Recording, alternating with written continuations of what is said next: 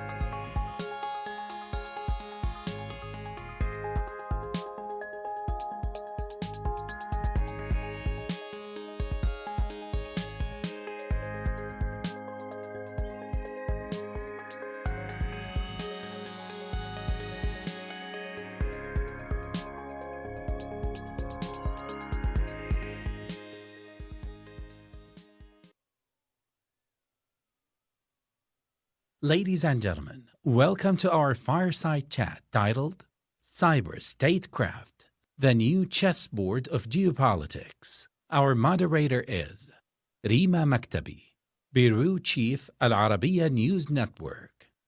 Our speaker is Chris Inglis, First National Cyber Director, White House, United States. Rima, over to you.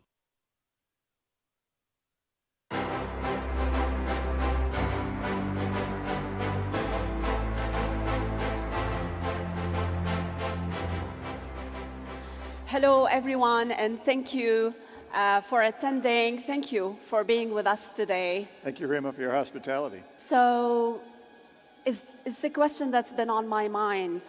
They call you the Cyber Czar. Are you a czar, and why is this name? Who amongst us hasn't wanted to be a czar at some moment in your life? But no, I'm not typically called a cyber czar, and I'm not sure that that's the right metaphor. I'd rather be called the cyber coach, though that doesn't have the same impact. Because at the end of the day, the role of someone like the U.S. National Cyber Director, which is our nation's response to this, is not so much to create another vertical where you dominate the space and you issue orders that are followed and scripted and executed, but to establish a set of relationships where all of the various capable organizations and the private sector can actually make a contribution. So in that sense, you're more like the coach. You're probably not on the field actually kicking the ball and doing all the things necessary, but you make sure that there's a game plan, that there's a strategy, and if it's not working, it's your accountability, you're responsible to adjust that. Well, that's how the media in the U.S. called you. I think because you were the first national cyber director in the U.S., it was a pioneer experience inside the U.S. You've had a front row seat to the evolution of cybersecurity. Tell us, on a global scale and nationally, tell us about that experience and how do we assess the cybersecurity around the world now on the international level? Yes, it's a good set of questions. I'll answer the second question first, which is that I think, in a word, it's fragile, right? So we depend massively on cyberspace to do all the things that we want to do in our daily lives and our businesses. Even national security depends on that. And it's fragile because we haven't made the investments to ensure that it meets our expectations. For 50 years, as we developed the internet and all of the associated technologies, innovation and market efficiency, the ability for these systems to essentially be affordable, they've been the predominant drivers. And safety has always been the poor third child in the corner. And in many cases, we've never had a chance to go back and bring safety along before we've come up with the next innovation, the next market deployment, which means that we've not built resilience inherently into these systems. Mm-hmm. They're then very hard to defend. And oftentimes the people who are expected to defend them are the people who did not build them, they merely inherited them.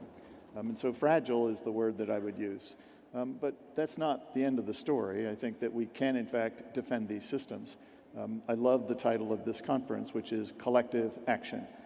We need to actually be action-oriented. We need to figure out what are we going to do, but it's the collective proposition that actually can make the difference. Who's stronger, the attackers or the defenders? Today, for the most part, the attackers are stronger than the defenders. Why?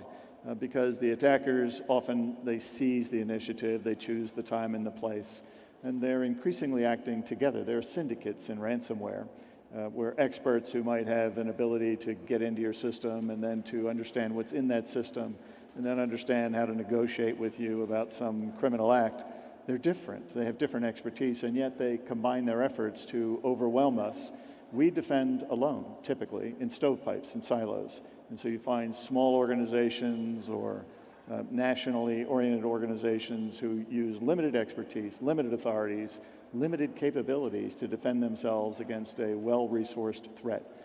If we in fact turn the tables and essentially respond as a collective set of capabilities, expertise, and authorities, we can in fact hold our own in that space, but we've not been doing it. If we look at the geopolitical map,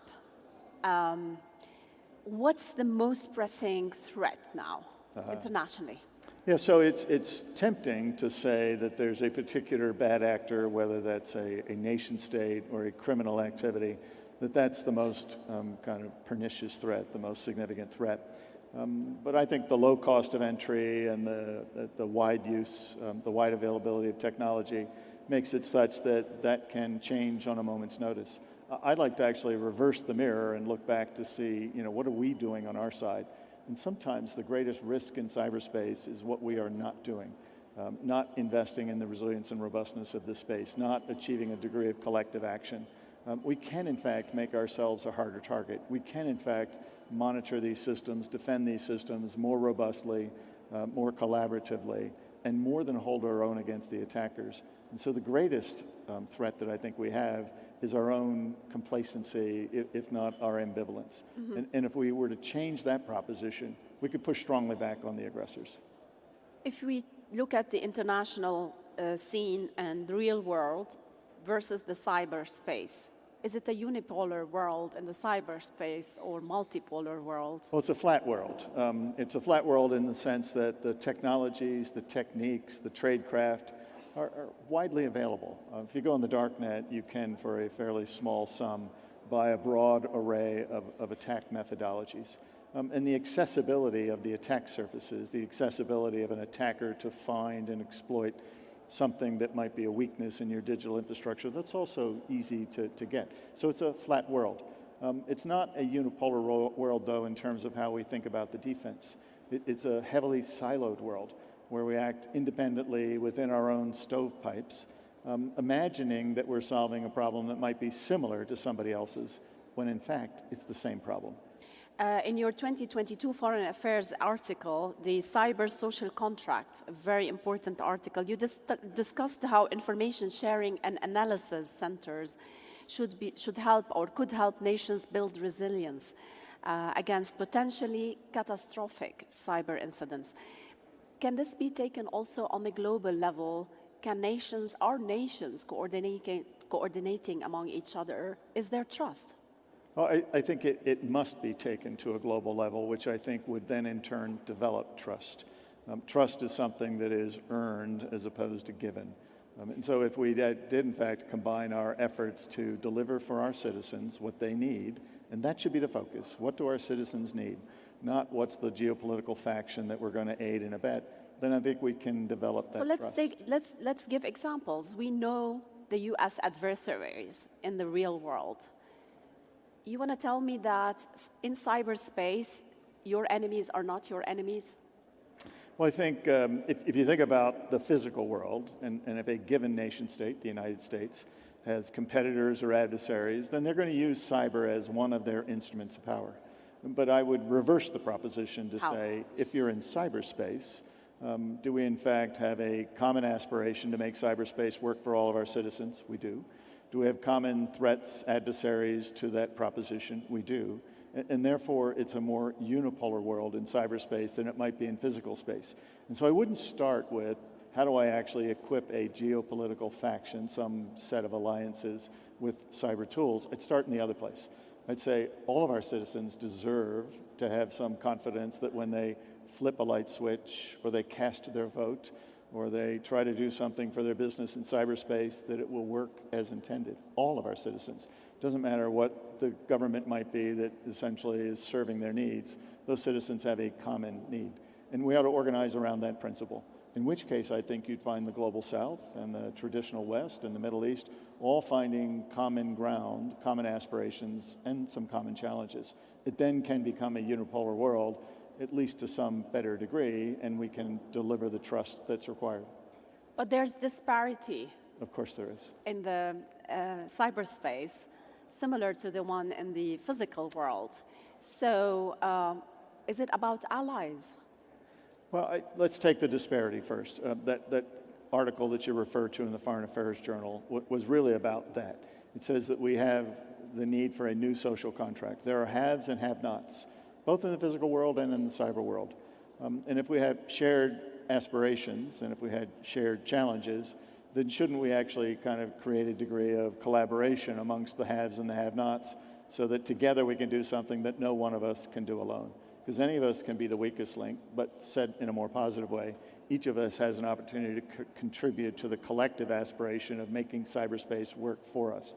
And so while that article was about a United States proposition, it must be considered in an international context. What do we owe each other in order to make cyberspace work for all of us? That's the social contract. So if you're a have or a have-not, you still have some responsibility, some accountability to make a contribution to it. Everyone benefits from that. Within the United States, small businesses, which constitute most of our businesses, 95% of our businesses have 25 employees or less, if they cannot afford to mount a stout cyber defense on their own, how do we equip them through the supply chain, through the provision of commodity software, commodity hardware, something that's not simply inherently defensible, but defended by all parties? How do we get that right upstream so that when they inherit it at the point of operation, it's inherently resilient, it's inherently robust, and they can actually do whatever they want to do in cyberspace alongside all the other players? I think that must work in an international context as well. Data is key for countries, for the private sector, for the public sector. Trust, like how as a country can you trust? And this cooperation that you are talking about, how can you share data whereby each probably side is after your data? So where's the line here? Well, there's different kinds of data. So there's data that might be sensitive, private, unique to you. And we need to make sure that we defend that, whether it's proprietary or personal or health-related information. But there's all kinds of other information that we must share fully, ruthlessly. Information about best practices, information about threat actors that are holding us at common risk, information about what is critical or what is not critical in a system of interest. And that degree of information sharing allows us to figure out what the right frameworks are, what the priorities within those frameworks should be, how we're actually going to mobilize all the talent in the room to kind of address our aspirations against the common challenges so that we might then defend that last kind of information, which is unique and singular and private and proprietary. But that's only one small class of information. When you talked about the new social contract in the cyberspace, you also talked about a special relationship between the private and the public sector. Tell us more about that. It's a bold idea, and is it doable? Nothing short of that is useful, right? So both of those domains, and neither one is monolithic, right? Governments aren't inherently coherent inside of themselves. The private sector is not internally coherent inside of itself, but let's take those as centers of gravity. The private sector, in the case of the internet, is where most of the innovation, the development, the capacity generation, and even the defense takes place. And they must therefore be a full party to understanding how we build it, how we sustain it, how we defend it. But governments, to a point made earlier in the first session today, have unique authorities. They have unique information, they have unique authorities, and they must contribute those to the defense of the whole. That's best done in a collaboration, not in a division of effort. Division of effort is really an agreement to not collaborate. You assign static responsibilities to two or more parties, And they, assuming that the world never changes, that the aspirations don't change, that the threats don't change, they just blindly execute those static responsibilities. We have to have a collaboration where they actually complement one another by sharing without precondition what the aspirations are, what the responses are. Can we give an example about a successful, probably, cooperation between the private and the public sector in a certain physical attack that happened or cyber attack in the US? I'll give you an example. So within the United States, we have defined, and this is typical of other nations, but I'll give a US example. We have 16 critical sectors. They've been defined for the last 25 years as things like telecommunications, finance, energy. And any one of those is critical enough that we would try to make sure that we have built-in inherent resilience and it delivers reliably day after day, even in the face of cyber threats. I'll take the finance sector as an example. Yeah. The finance sector actually has quite a lot of capacity, given its long-standing history of dealing with threats, to perceive what those threats are, to build in the necessary resilience, and to defend that apace. But it actually doesn't understand all of the threats that might be posed against them by perhaps a nation state that might try to hold the finance sector at risk as a proxy for holding the nation at risk. A government like the United States with its intelligence assets might then inform the private sector, this is the true nature of the risk you face. It complements what the private sector might know itself. And it can then provide incentives to ensure that the private sector develops the necessary inherent resilience. And it can work with other nations to ensure that there's a level playing field in terms of the regulations that pertain to these truly international organizations. The complementary nature of what the government can do and what the private sector can do creates a unique proposition where they can create something that's resilient against all threats. If only one or the other worked that problem, you would essentially find a seam in between the two of them that an aggressor could take advantage of. If we talk about new technologies in the realm of cyberspace, I want to focus in the last few minutes on AI. A lot of talk around this, a lot of fears, a lot of promising ideas for the future. How do you see AI influencing the threat landscape and also the defense systems? Yeah, so let me first talk about generative AI generally. There's this anecdote that, in a word, the future of AI, generative AI is good. In two words, not good. Not good? Turns out both of those things are true. And the choice between whether we have a good future or a not good future is not fate, it's choice. We have to actually decide. And I think that we need to think about generative AI as today's representation of a transformative technology. The main thing that is important about it is not what it is, it's the speed at which it arrived and the speed at which it's going to become something else. So we need to think about the speed of the transformation as opposed to the technology of the moment. And if that's the thing, imagine you're a human being standing on the beach as a tsunami wave approaches. You can hold up your arms, try to actually get your arms around it, wrestle it to the ground, stop it at the beach. That actually is not possible. Or you can actually grab a surfboard, turn around and ride that inland. I know that that's actually trivializing, a huge physical phenomenon, but we need to think about how do we ride the wave as opposed to stop the wave. And how do you do that? You have to actually declare what your values are. The values that will endure will that technology serves a purpose to serve the aspirations, the needs of mankind. That's thing one. Two, if that's true, we need to subordinate technology to the human proposition, make sure that the human remains the accountable party. Make sure that we develop critical thinking skills and confidence on the part of the human that they still are the central mechanism in the system. And three, let's instrument this technology, generative AI or anything that comes after, so that we understand what we've authorized it to do, we understand what it's actually doing, and we have the controls necessary to bring it back into control if it gets outside of its boundaries. We must not develop AI for its own sake. We have to develop because we have some plan in mind of what we want it to do. It doesn't mean that everybody needs to understand what's inside the box. I have no idea what happens under the hood of my car, but I can control it. I've got a steering wheel, an accelerator, a brake pedal. I just have a minute. You started by saying the offenders are stronger than the defenders in the cyberspace. With AI and the speed of AI, who's stronger? Well, at the moment, generative AI tends to be more used, kind of more frequently used by the attacker. So that kind of, at the moment, is something where the attackers are kind of ahead of the defenders. But that's not the way it needs to be. we can make use of it to actually defend ourselves, and I think that we will. But coalitions need to come into play where we actually understand what the best practices are in the use of that. How do we actually share those best practices and deploy generative AI for our benefit so that we can stay ahead of the attackers? The good news with respect to generative AI is that while it increases at scope and scale, the things that we already know how to do, it doesn't actually deliver any new and novel techniques. So it can actually be used by defenders to stay ahead of, at least apace with, the attackers. I have so many questions considering what's happening around the world, but the time is always our enemy. And I think we've wrapped up with a new title for you, the Cyber Coach. Not the SAR. Right. And that's a new title by the Global Cybersecurity Forum. Doesn't have the sizzle, but I think that's a more appropriate metaphor for how you should think about cyber. It's wider than it is tall. Thank you so much, and thank you all for being here and for attending. Thank you so much. Thank you very much.